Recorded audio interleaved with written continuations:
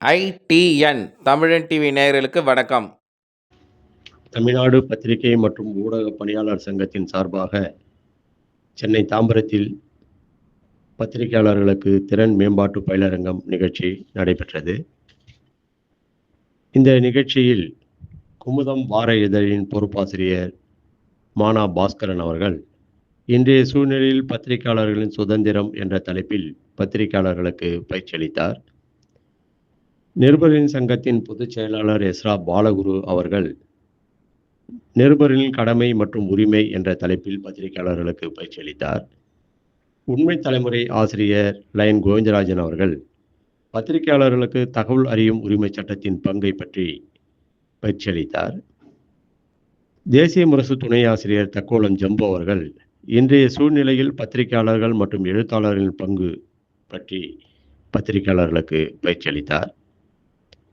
மக்கள் தந்தி தாம்பரம் ஜோதி இதழ்களின் ஆசிரியர் ப கோபாலகிருஷ்ணன் அவர்கள் பத்திரிகை நடத்துவதற்கான உரிமம் பெறுவது, லாப நஷ்டம் மற்றும் நலவாரியம் போன்ற செயல்பாடுகளை பற்றி பத்திரிகையாளர்களுக்கு பயிற்சி அளித்தார்.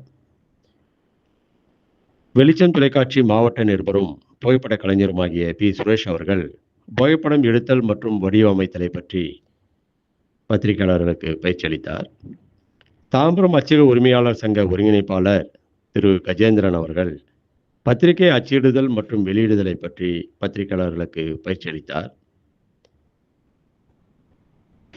மாநில சட்ட ஆலோசகர் துரை சாரங்கபாணி அவர்கள் நீதித்துறையில் பத்திரிகையாளர்களின் நிலைப்பாடுகளை பற்றி விரிவாக பத்திரிகையாளர்களுக்கு பயிற்சி அளித்தார்.